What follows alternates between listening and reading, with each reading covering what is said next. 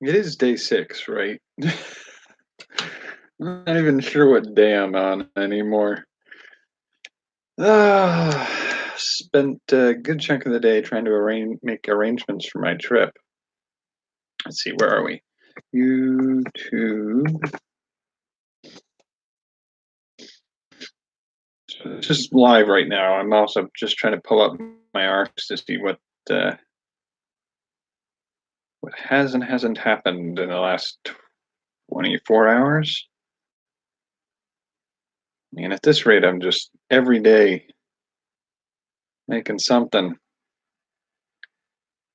I start to forget what day I'm on.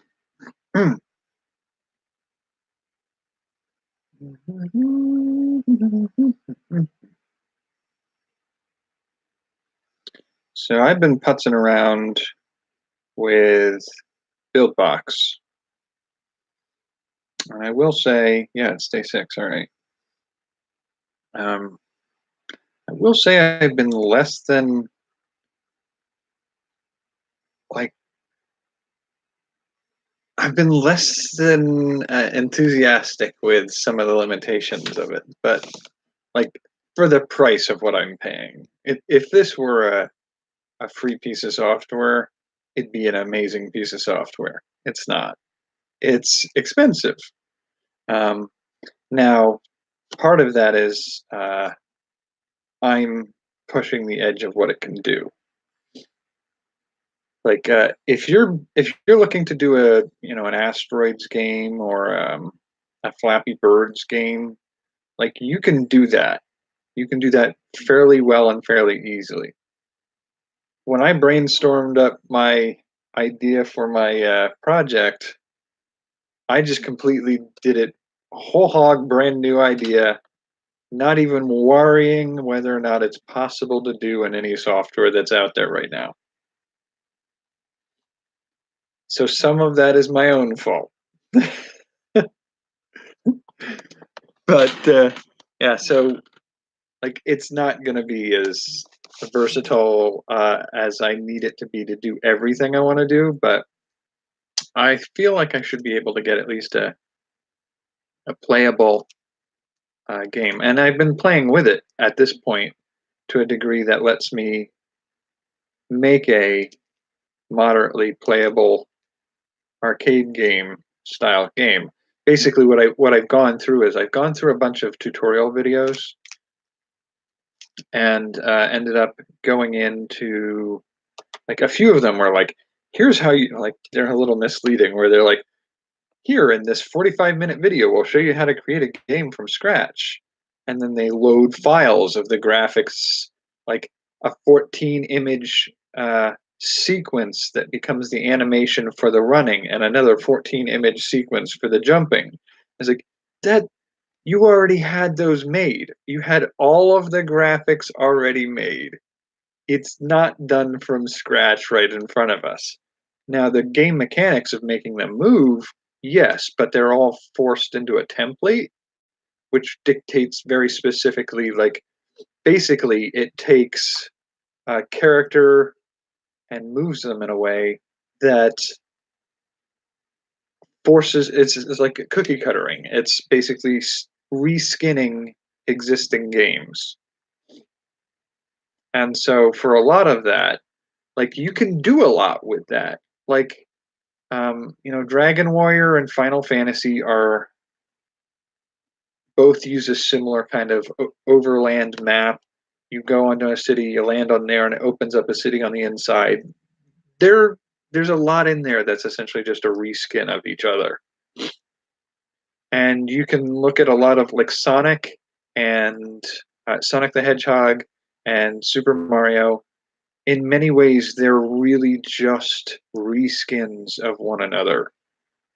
It's it's all fit to a template. And the thing is, with those templates, you have a very certain limited capability of doing things. You can jump, you can move, you can pick up bonuses, the one ups and the fire flowers in Mario.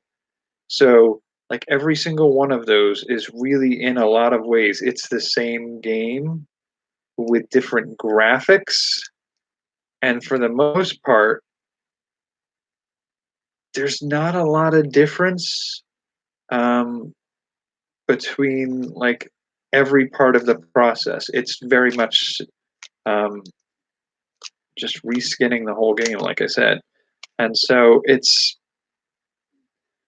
when I come into it and go like, I'm going to make a game about a zombie. It can't jump. Well, all of those game templates have a jump requirement. Like you can walk. If you remove the jump template, then the character just walks.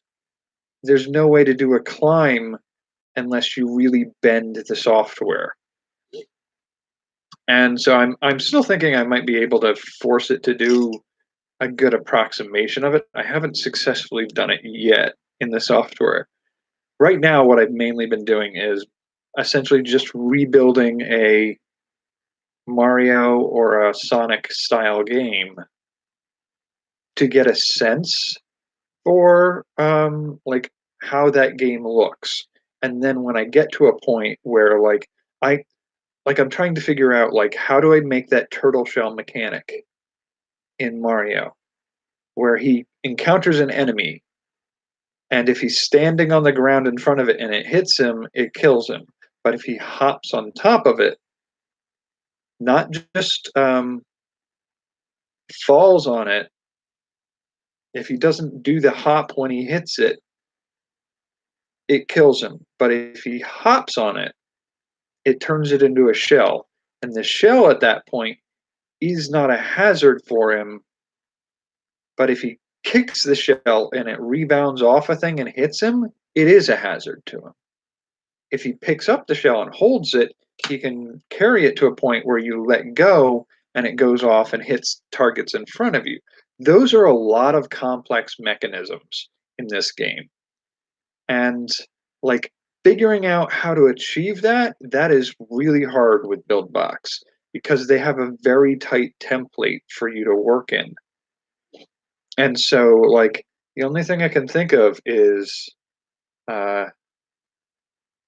like there are some things I don't know how to do yet. I don't know what the strike feature is, um, and I don't know how certain things differentiate. And going through the videos that I can find on tutorials, I found some more things where, like, one of the early versions of the software had a demo. Like, I think it was BuildBox version 1. He was demoing how to make a racing game, and he turned a dragon character into a motorcycle by attaching 2 sticks and 2 wheels from a template archive that they must have had in the early version. This one comes with no graphics. So I suppose I could purchase a graphics package from them for an exorbitant sum of money. I'm not inclined to do so. Um, I would almost rather go set up a photograph studio, photograph real world objects in a way that I can cut out the backgrounds and make components I can slap together into a weird construction. It's a little harder to do with something like a zombie. So the choice I made for this game, maybe not the right one to start with on BuildBox. Trying to not to move the laptop so much, but if I put it down on the table, I disappear. Um, but the possibilities of what I can do with some of it, like I think it's possible to do a setup where you can jump on an enemy, like bounce off the top of him and kill him, just like the what is it, the Koopas or the Goombas or whatever those little brown mushroom guys are, the shiitake mushrooms, not the mushroom toad character. Um, when you stomp on them, they disappear. Like they do a death animation and then they pop. And if you do that, but you do it in such a way that when you jump on the turtle shell, when you jump on the turtle, instead of squashing and disappearing, it turns to the shell, and the shell is then like spawned as a separate item in the exact same spot that looks exactly like the shell. And then you take that shell and you set it as a physics object. In a Buildbox, it'd be like a physics object, essentially, where you can push it or slide it or roll it or whatever you need to do with that, and have a collision mechanic with it that, yeah, like I got to figure out like how that collision mechanic still enables you to pick it up. I feel like what you would have to do is maybe take like the box or the turtle shell in that case and have the square shape of it as the image, but the collision shape be the ball in the middle of it. And then at the corners, you include an attached decorative or a physics object. And when you walk up to it, the physics object is something you can grab onto and carry and move around. But the moment it's moving in such a way that the sphere of it will collide with you at some point. But if the corner of the box that isn't the collision sphere in the center is there for you to be able to pick up,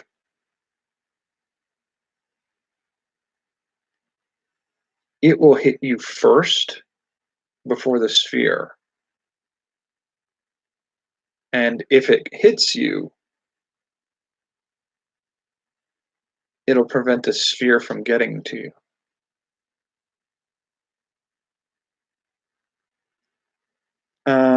So there's got to be a way to work that out.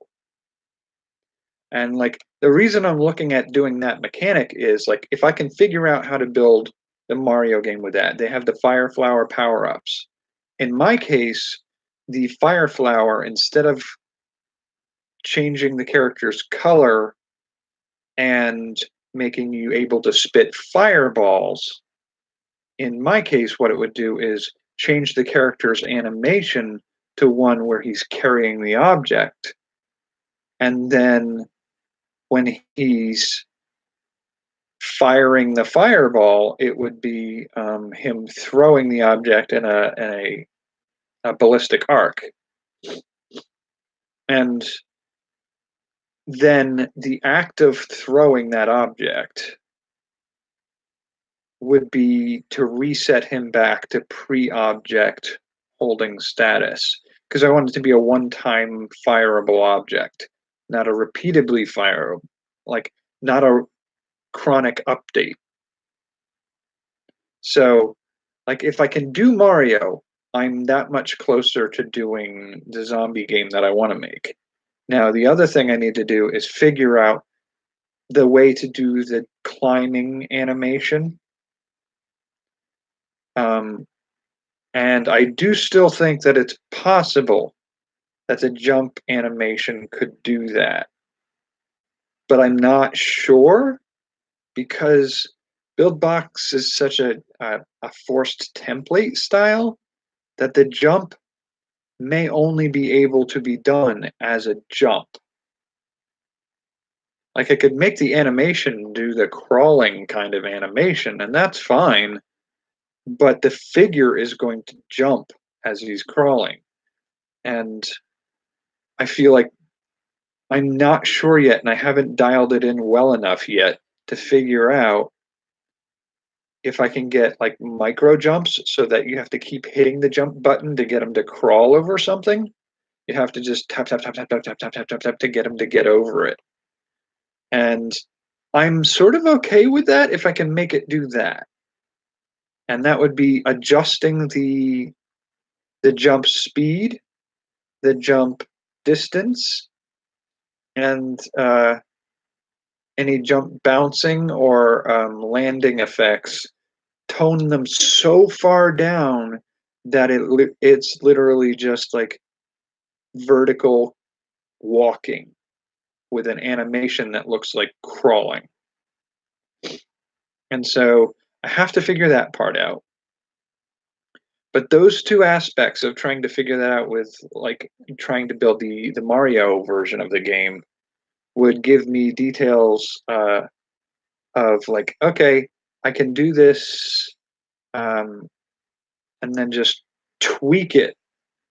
Because Mario climbs vines and he goes down those pipes with certain animations. Actually, it might be possible. Another possibility is if I want to do a climb feature, there is a there is a path mechanic where when the character gets to a point, or like I'm hoping it's possible to activate the path. So you get to a location, and me beforehand, I will draw out the path to climb over the car. I'm doing it off the screen. That's real useful, Ken. So I would have to do that like vertical bit for the hood, climb horizontal across the hood, angle for the windshield, and then horizontal across the top, and then kind of fall or stumble back down the other side. Um, I would, I can make that path um, written out on the screen so that when you get to the location of it and in some way activate the start of that path, it should make the character follow that path without you doing anything about it. Now, I feel like it almost feels like a cheat to do it that way because you're not actively controlling the character up and down that piece at the car or whatever platform I have you crawling over because I could do other things. But if I do that, it means that you don't have to tap consistently. Like you get to that location, and maybe if you hit the jump once, it activates the path and crawls you over the car, something like that. And then it's sort of like you're watching it happen. Now, I feel like that's not as good because it doesn't give you the option of stopping your climb halfway to track back down. You're stuck on that path and it drags you to the other side. So if you're confronting somebody with a gun, one of the humans with a gun, and you start climbing, you don't have the option to back out. That action has to complete. So doing the jump may make more sense for that. I'm not sure. I will have to experiment with both of those to see if they're a viable mechanism for doing that. Um, I have to figure out that turtle shell mechanic um, and the fire flower aspect of it too. And then, once I've got those worked out, the rest of it's pretty straightforward. I think I have to give like when I post an enemy, a human character with a gun. Like I think I want some of them to be non to be not armed with guns. So you encounter a group of humans, and like two or three of them don't have a gun, and one of them does. And but I feel like I don't want it to be possible for the zombie character to just walk up and kill the human by passing them or coming into contact with them. I think there should be a chance for the human to push back and push you away, or maybe arm a couple of them with baseball bats or machetes or something like that. And maybe two different types of guns, like a shotgun versus a pistol. Um, and keep that in mind. But when I want to maybe have a mechanic where like you don't have to like auto kill if you come in contact with a human. You can try to get past them, and like I think again, it's one of those Super Mario type mechanisms where if you hop on the turtle, it doesn't kill you, but if you walk into it, it kills you. So I feel like there's got to be a sort of a hop mechanic, a sideways hop mechanic, where the zombie walks into the human and is able to push past them and move forward and get past them without harming them. Because I like the idea of the pacifist mechanic for this. Now, it's also possible to walk up to an unarmed human and have them push back without damaging you necessarily,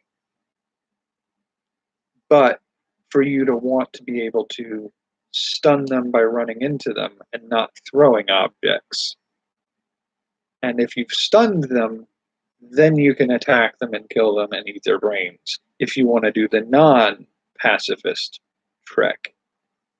So, like, it's playing with building a Mario analog is a valuable way of trying to figure out, like, build the basics of moving across and then tweak some of it to add or twist features in a way that are like hopping horizontally rather than vertically down onto a target, and having the fire flower throw a object as a projectile, a bullet from the hero to the enemy, but only having it work once and having to be replenished by picking up power-ups repeatedly to achieve that.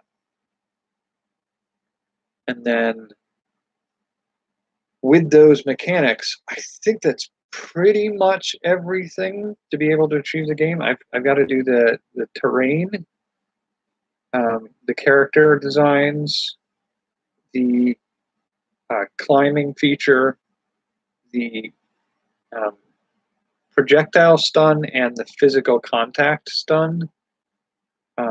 The brain eating animation is the other thing that's a little hard to figure out, because once you've stunned a human being and they're unconscious on the ground, because I want it to be unconscious. I don't want you to be able to throw a brick and kill somebody instantly with one brick throw.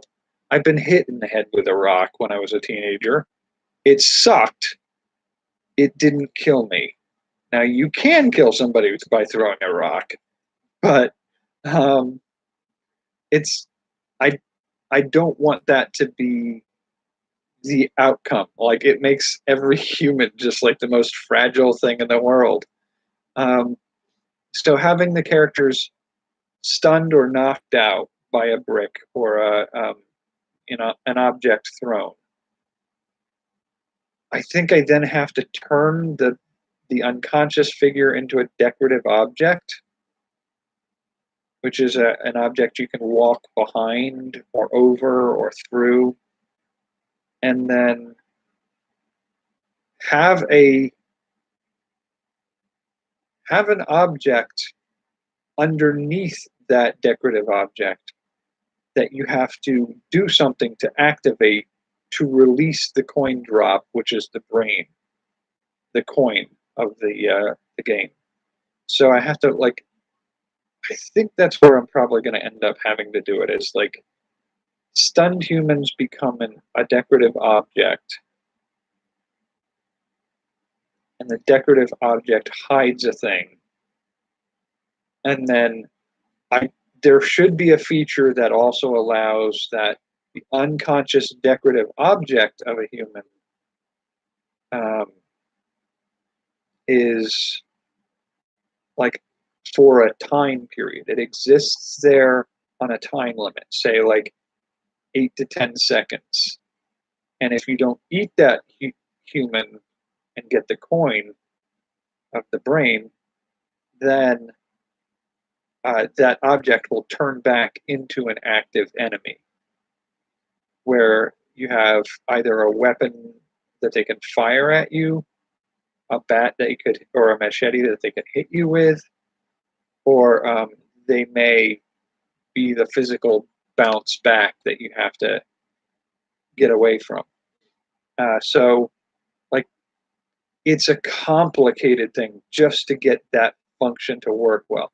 And I feel like if I can get it for the unarmed humans first, adding a baseball bat or a machete is just sort of like chunking on a connected object that has a collision function that deals damage on collision. Now, if you bump the human, do they drop that object? Can you pick that object up and use it? That's a good question. I don't want that capability for the guns. Like if you come across somebody with a shotgun, you stun them with a brick, and you go over to them, and then you wait for them to pop back up before they can fire the gun off. I don't want you to be able to bump them, get get them to drop the gun and pick up the gun. Or even if you eat the human, it shouldn't drop a gun that you can then pick up as a zombie with a gun. I don't think that's anything I want to work in the mechanics of the game. And I got to thinking, like, for the intro video for this and for some of those things, I might do some fairly sarcastic narration. Like, I might want to do a bit where I'm talking about, like, well, you've become a zombie. How that happened, I don't know, and it's not really pertinent to what you're going to be doing from here on out. So let's just get going. Like, we don't need to world build a whole mythology about how people became zombies. Partly because the reason I don't usually watch zombie movies or TV programs is they just they fall apart. Well, the zombies fall apart on a hot summer day, but the stories fall apart because like it's just dead tissue doesn't behave like that, and it disintegrates rather abruptly when stressed out in a moist, wet, hot, or otherwise gross environment. It's something you can actually use to your benefit if you're trying to do taxidermy or work with building animal skeletons. If you find a piece of roadkill and you want to preserve the skull, it's it won't take very long. And so like zombies, they're good for about a week at most. And that's like laying still. If you want them to actually functionally move, you've lost that within a day or two. Like the zombie apocalypse would be the shortest, weakest apocalypse you could ever imagine. It's not going to survive past a day or two.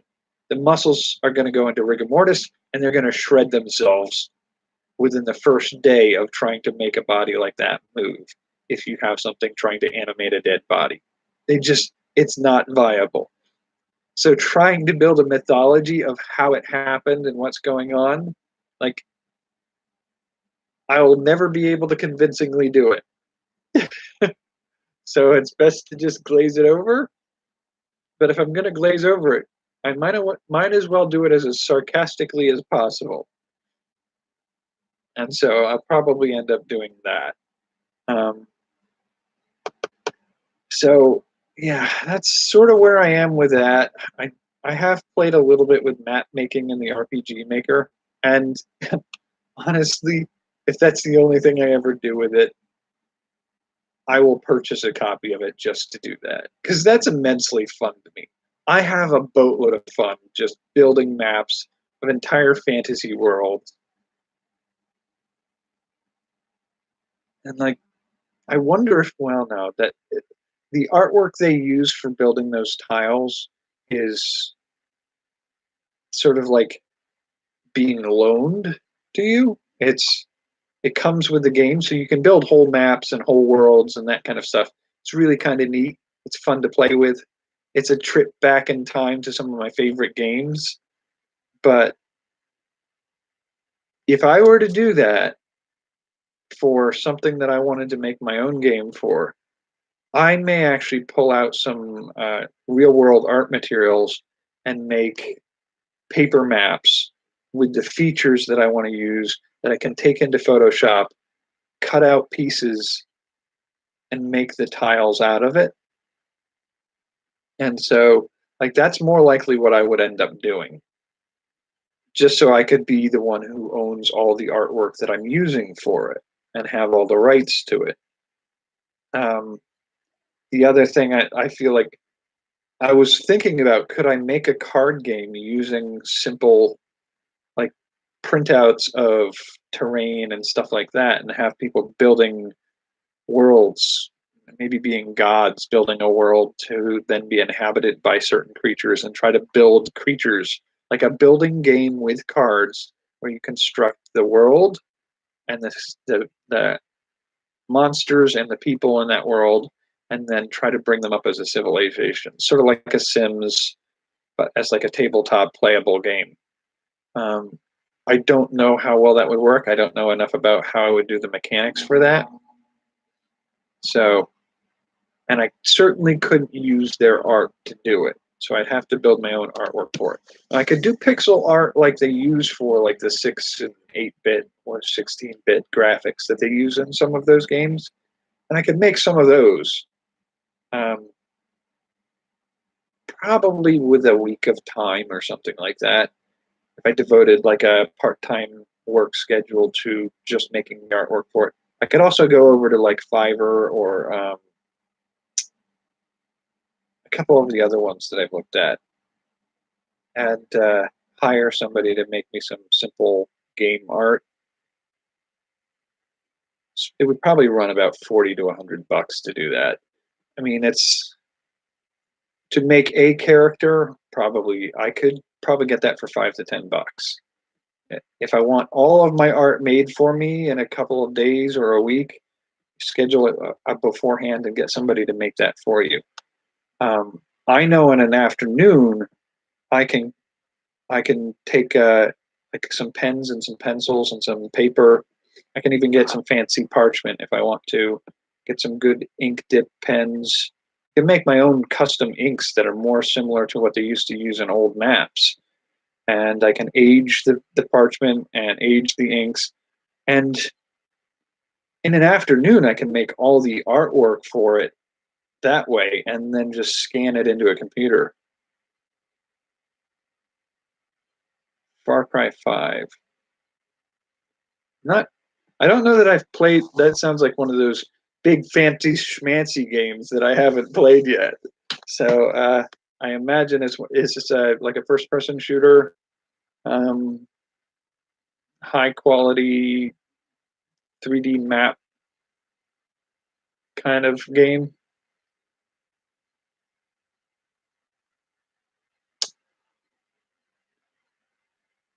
Buildbox looks like I don't have it open right now. I should probably just left it open instead of closing it like 20 minutes before I started filming this one. But I'm still having a little bit of a glitch where I don't have whatever program they're using for their sounds. Um, like they give you a set of default sounds. So I'm going to see if I can pull this open and pull out a sample right now. I would almost guarantee you they let you customize your sounds. Um, I haven't dabbled with it yet because I can't get the sounds to play on my computer because I don't have whatever plugin they have using for the sound to be working. I'm pretty sure you can pull in an MP3. Okay, I told you to open. Why? There you go. Wow, you were really dragging butt on that. I may be choking up my laptop here on its computer usage. So create a new one. It's taking its time.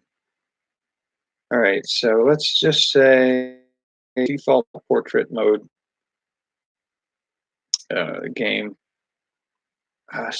Sound features like this tag to individual objects. So you can get background music to play too. Characters, character, collision, sound, jump sound.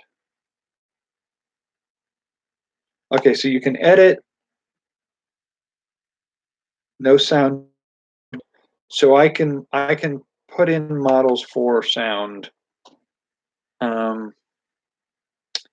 Let's try. I think do I have it in audio files? So currently store. Oh yes, I do. It's going to be a huge file. That's going to be a pain in the butt. Let's see what we can do here. Yeah, banding camera. No.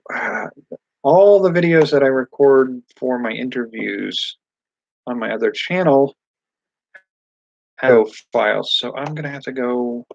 Let's go into Virginia. I'm sure I got a WAV file. Will it take WAV? Probably going to find out. No. Okay, that's move that out of this positions for stuff like that. Okay, so yeah, but my window's too big. It's blocking what I'm trying to do. Character, object. No, character, object. No. I just lost a whole lot of whatever I was working on. Okay, so let's pull that up. Nope. It's behaving. Come on. There we go. So we take the 3D printer guy, wow. Character, actions, object. Like, please. So character, object, action. What's the last one? There are 4 categories of drop zones that you can drop things into in BuildBox. Background. So, like, I'm not sure yet how to add sounds. That is something I should probably be paying attention to as I work on that. So, I will have to look up on some of their tutorials where they do that. Is it in Logic? No. Menu jump, gatekeeper, portal, transform. Okay, effect, light, trail, flag, particle. Actions, that's usually where you do like a coin or something like that. Objects are your enemies and physical objects that you interact with. Character is your character or anything that might be following you, like a pet. Labels, default font. So that's for like dialogue to pop up and stuff like that. Collisions. How do you edit sounds? Ground collision, edit. No sound models found. Yeah, no kidding. I wonder if I've folder. Yeah, sorry if I'm all over the place here. I'm trying to do this sort of like answer the question live because I want to answer the question. I know what the answer is, and I want to be able to figure it out too. So let's see. So if I grab 3D printer guy over to jump sound, you can drop only MP3 sound files. So that's not too bad. It looks like any MP3 file that you drop onto it. Yeah, I just closed BuildBox. So if we have any more questions about it, I'll have to open it again. But yeah, it looks like you can drop MP3 files into the slots.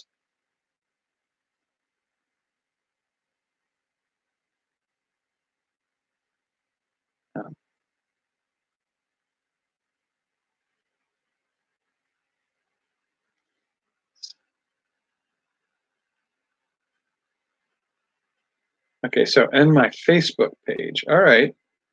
I don't, let's see. Okay, now my computer's really behaving weirdly. So I will run over to Facebook right now and see what I can find. Facebook. I've been really bad about updating Facebook. I'm not very social media savvy. Well, I know how I would do it. I'm just not often doing that stuff. Is pizza what? This is why I have trouble with Facebook. Who cares if pizza's a sandwich? Why are people asking that? Who needs to know that? Okay, so like, where are my? Okay, so my pages.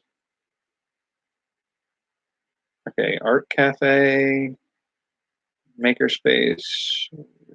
That's me there. Notifications. Oh wow, there are a lot of notifications on both my channels. Yeah, we should probably go look at that, shouldn't we? Um, okay, so I'm pulling that up. One of my two. I have so many pages to manage.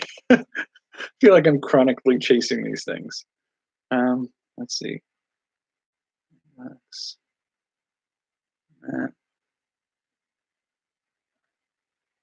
it's taking its time because I got too many things open right now. No messages. Messenger. No messages. Facebook. Okay, so that channel. Okay, let's go back. Your pages. And then inspired content.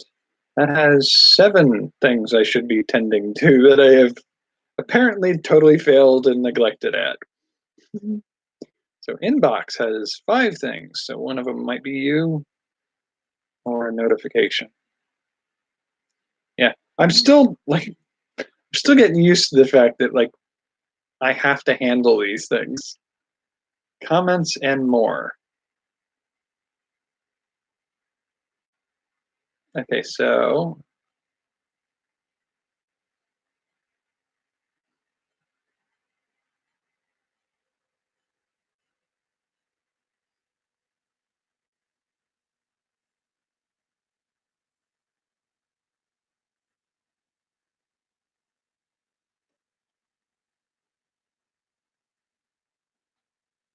the only issue may be getting the software free.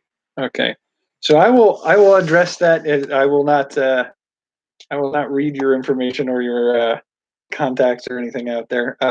But I will contact you through there. I will respond to that later this evening. All right, so I'll respond to that later. Make that something so that we can handle that, not in the recorded videos that go up on the internet. Yeah, I'll respond to you about that later. But thank you. I appreciate the contact and interaction. um, yeah, I'll look into trying to do. I've been thinking about some of the things I have. Like, I think the webcam built into my laptop runs at about 480p, which is what I think I have it set to right now. When I first started doing this, I think it was under 480p. I think it was the one below that, like 3 something. I have made a visit to some thrift stores and found a few digital cameras that can shoot video in 780p. So mine are high def. But I don't think any of them that I found are currently able to be hooked up as a webcam. I should look into that to see if I could maybe make that happen. One of them's good for outdoor stuff.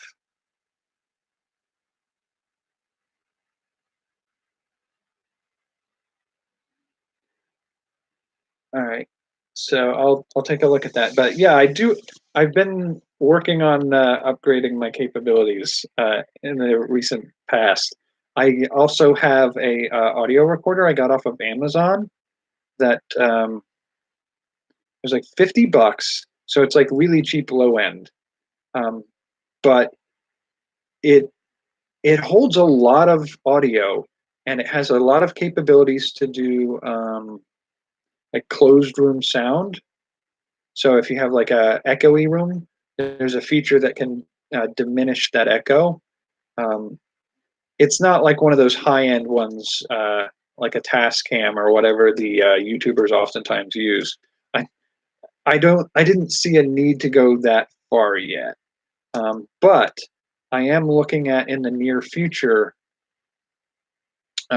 trying to do my regular recorded and edited updates using the recorder and the uh, digital cameras. They're point and click cameras for still photography, but they have a 780p feature to them. But yeah, I've been working on thinking about that. I also, it's sitting right here, something to get around to is this is poster board I got from Walmart in a fluorescent green, which is just the right color to do chroma keying, so I could do a drop-in background. And so with my new thrift store digital cameras, I'm looking at taking photographs of, like if I want to do like the taste test videos, I can lay out the packages of all the different taste test objects that I've done in the last year, lay them out next to each other and basically build like a brick floor, take a picture of it, and then I can use the chroma keying on the green screen material behind me and then chroma key in a background of those objects. It might make for a better look than this wall here or the one at the makerspace when I'm there. And like I could do something similar for books. I can lay a bunch of books out and do book covers as the backdrop. Movies, DVD cases, the board games, board game boxes, and then product and service is a little harder to figure out what I would do for a background. But artwork, I can do some of my artworks. I thought it'd be fun, kind of fun at one point if I could just do like a different artwork that I've made behind me each time we do an artwork. And like artwork is half the time and the other half of the time is music. So I don't know what I would do for music. But and then video games.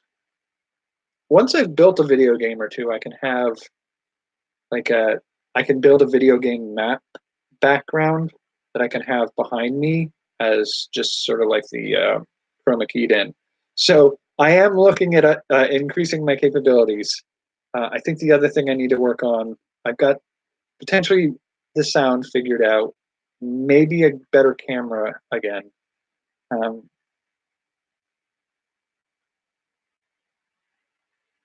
And channel logo, yeah. I actually the logo I got on my channel, I got that one from somebody on Fiverr. No, it was another one like that.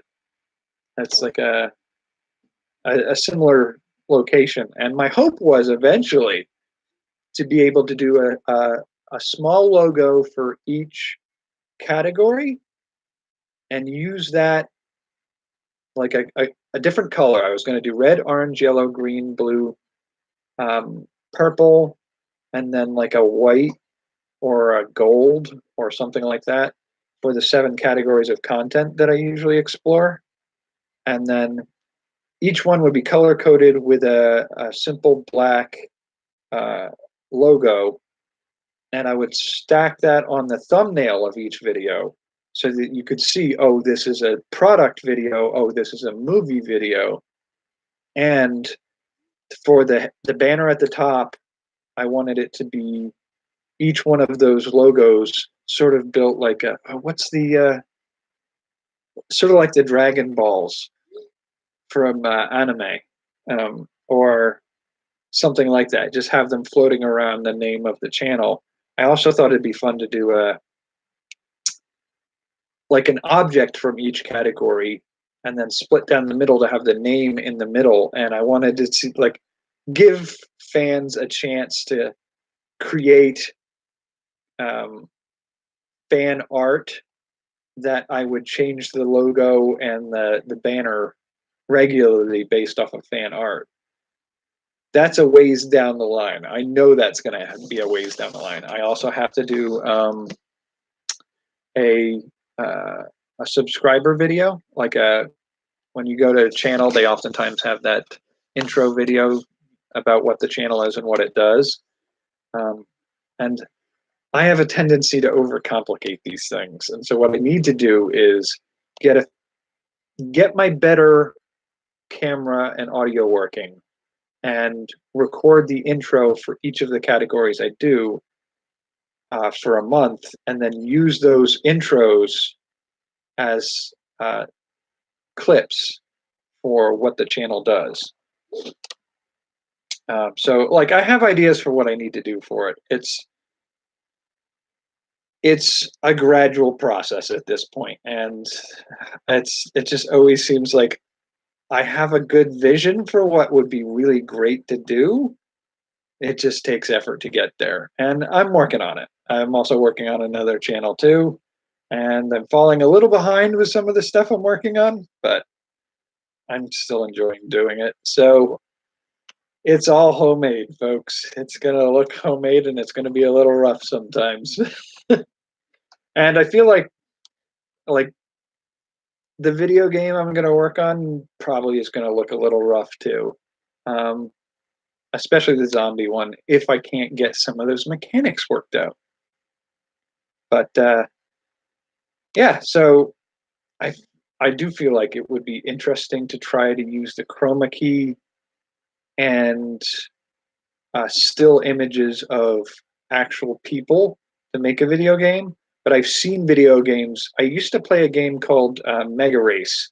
It came with a software package for an old, I almost want to say a pre-Pentium processor PC computer, and uh, that that game had recorded scenes with a main character called Lance Boyle, and ah, it was sarcastic and funny and a little goofy, and he was like an announcer, but it's sort of an ugly aesthetic for a game. Like, I would have to figure out a way to make that just to play into that aspect, because it's never going to look really good if you do live people acting scenes out and using those clips in a game build. But it'd still be fun to play with.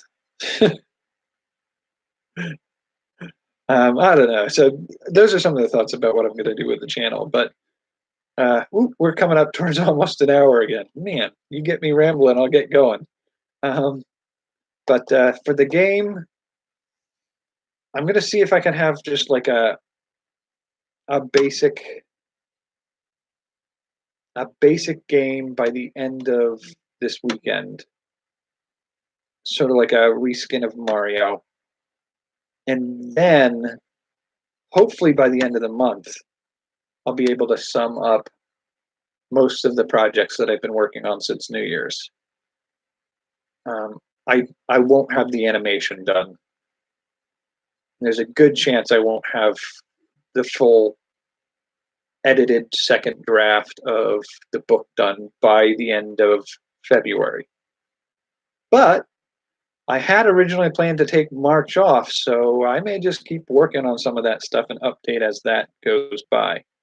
I still think doing one of each of these projects in a 3-month chunk of time, while planning a trip and scheduling events for Hawaii, and working on projects for the makerspace, and editing enough videos ahead of time for the recorded videos for this channel and the other channel. I think that's a reasonable achievement for 3 months. But I have done that to myself. It's been a blast doing this, honestly. Um, I'm hoping to get as much use out of building games between now and September out of BuildBox as I can. Um, it would almost be easier right now to just start from scratch tomorrow and build a much simpler, fast game in a day. It feels like cheating to do that, though. I may do that anyway. Just so I can get that and give myself more time to work on doing what I really want to do with the zombie game and the RPG game. But we'll see. I'll take a look and play with BuildBox over the next 48 hours and see what I can pop out by the end of the weekend and the end of the month. But along the score of a lot of that stuff, I think I could do a fair amount of interesting things by the end of the month. I should be able to get the game, the board game, I did the mukbangs. I did the artwork is all done. Now I posted some of the artwork over to my DeviantArt page. It's just stills from the recordings that I did. So honestly, if you look at like the last frame of each of those videos, that's roughly what I posted to my DeviantArt. I do want to see if I can get a scanner. I have a scanner in storage. And all of the pieces of art I did should fit on the bed of a scanner. So if I can scan them at high resolution, I may be able to post them up to get prints made.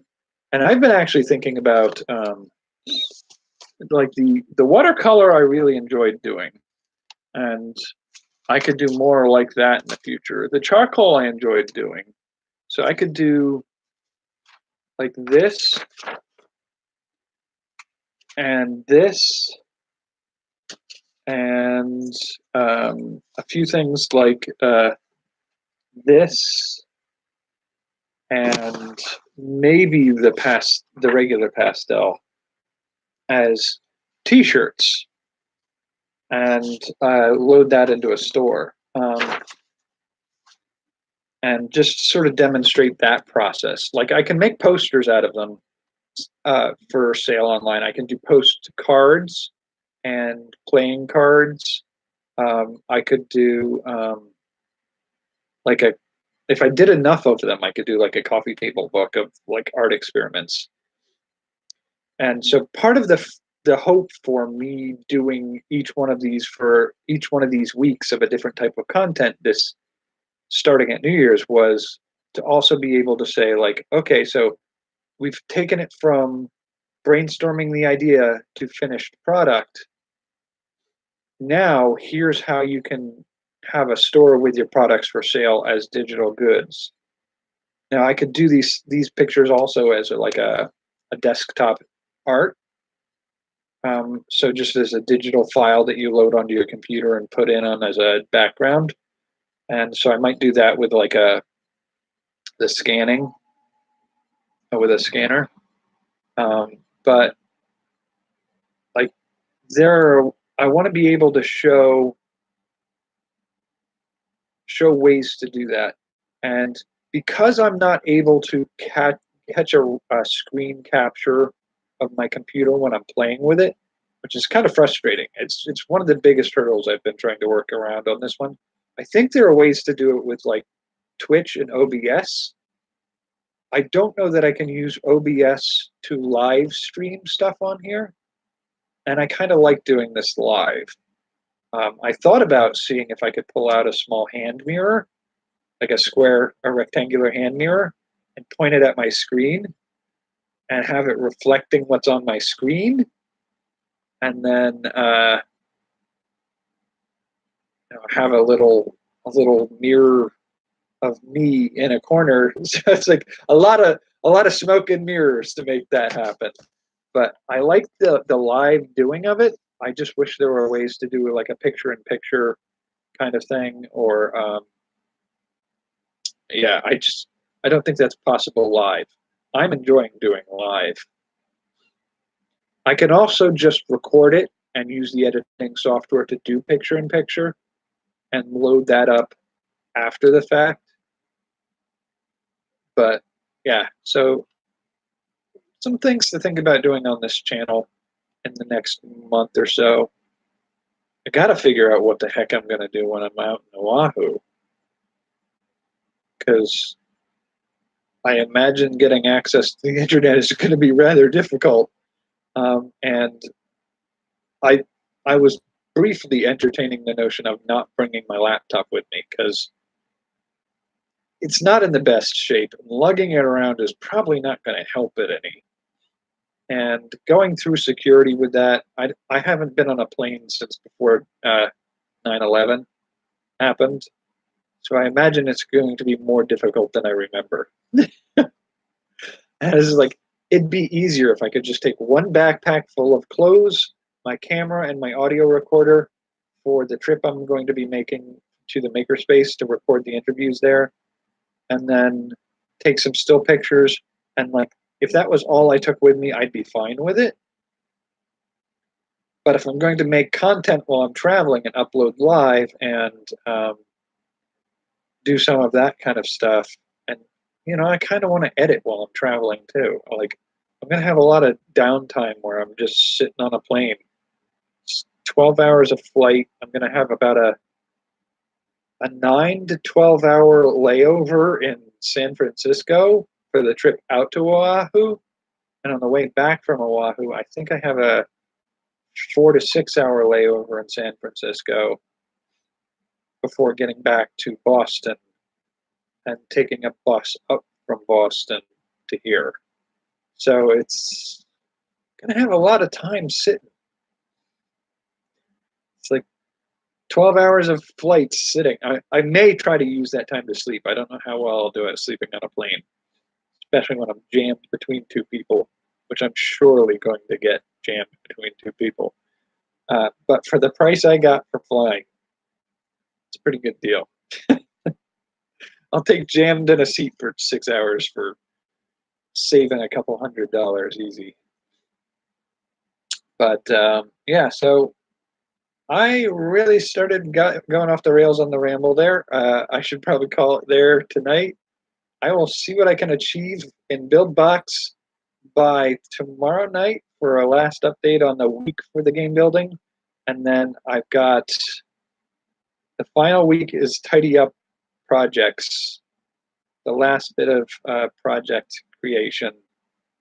I've got one the 24th through the 28th to finish up and summarize what I've achieved in the last 2 months. And then still not sure what I'm going to be doing for. I may spend the first couple weeks while I'm traveling just continuing updates on the progress on any projects that need to be finished. Because it's going to be hard to do anything else while I'm in Oahu. And I'm there from the 4th to the 11th. And then I will be getting back to Boston, I think, on the 12th. I should be able to get back to this area, probably back to the makerspace, by evening on the 12th. Probably record my Tuesday night movie watch, and maybe an update. Use the rest of the week for updates, maybe travel explanation of what I did, where I went, some pictures or whatever. And then I think the 17th is where I'm going to figure out where I'm going to go from there. Do I start another month's content of new project per week, or do I add a health and well-being week? I don't know yet. I haven't really figured it. I'm doing this by the seat of my pants, so I'll figure it out. Alrighty, I will talk to you later. Thanks for joining me, and see you on the morrow. I'll be over on Facebook to reply back. All right, so how do I get out of here? Man, I am too tired to be doing this.